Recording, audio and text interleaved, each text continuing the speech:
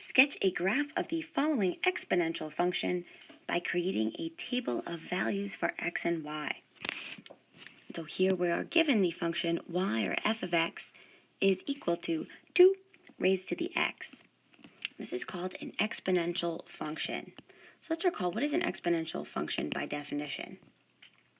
So an exponential function, y or f of x, is the expression a raised to the x.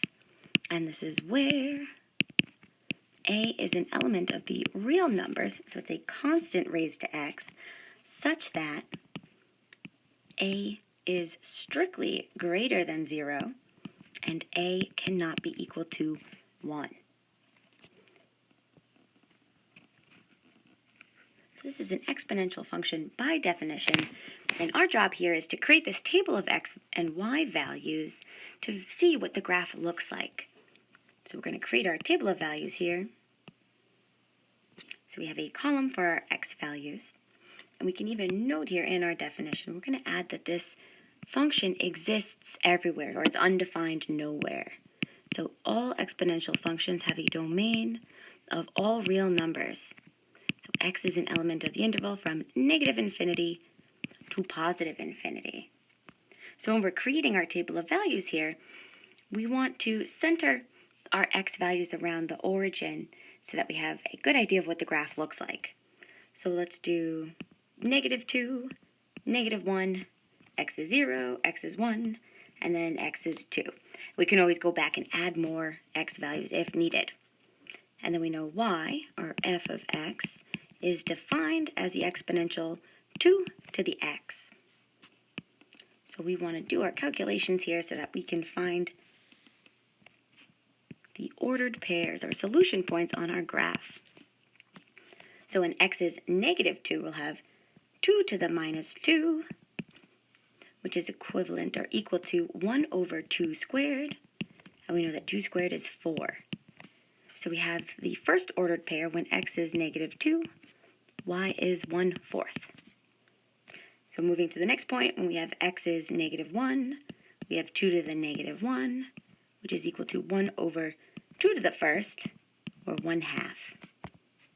So we have the ordered pair when x is -1, y is 1/2. So when x is 0, we have 2 to the 0, and anything raised to the 0 is 1. So we have the ordered pair 0, 1. When we have that x is 1, we have 2 to the first, which is equivalent to just 2. So we have the ordered pair 1, 2. And then last but not least, when x is equal to 2, we have 2 squared, which is 2 times 2, or 4. So we have the last ordered pair here, 2, 4. And again, this should be enough points to get us started here, but we can always go back and add more if needed. So we're going to use these points here to sketch the graph.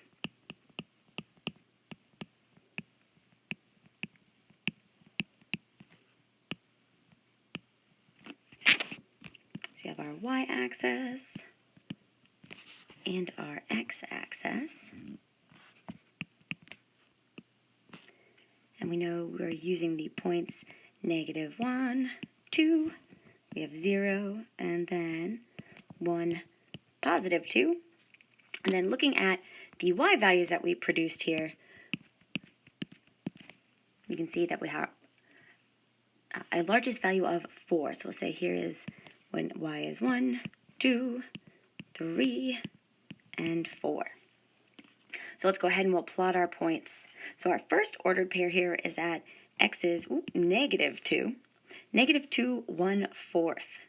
So let's say it's right about there. That's -2, 1/4.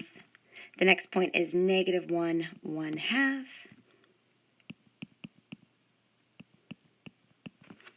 Our third point is 0, 1. Our fourth point here is at 1, 2. And then last but not least, we have the ordered pair 2, 4.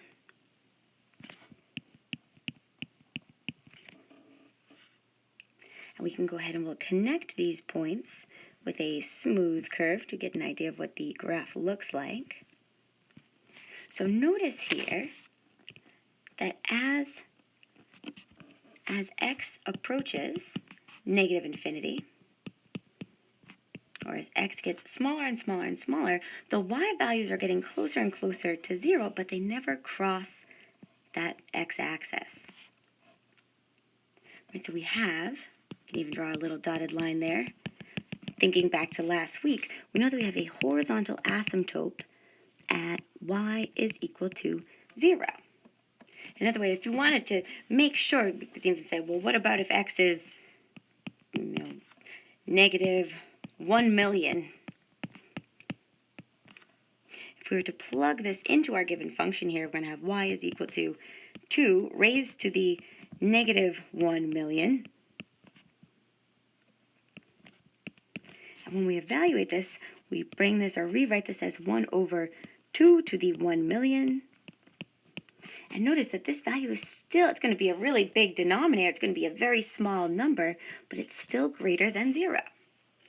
So that's indicating to us that we have a horizontal asymptote at y equals 0. And then the second point here is that as x approaches positive infinity, as our x values get larger and larger, these corresponding y values are growing exponentially fast. So we can say that y is approaching infinity. So we've already made a little note here that the domain of an exponential function is all real numbers. So based off of our observations here, we can conclude that therefore the range of a exponential function is going to be all the y values strictly greater than 0. If we wanted to write this in interval form, we can say that y is an element of the interval from 0 to positive infinity. And so we use a round parentheses at 0 to indicate we're excluding that value. And we should be mindful here that we want to label our graph here too. This is the graph of the exponential function y is equal to 2 to the x, where we have a base 2. The one final remark here about this exponential graph is that this graph is called a growth model. And it's called a growth model because as x approaches infinity, it grows infinitely large. So we call this is the general shape, the general curve of all exponential functions, and we call this a growth model.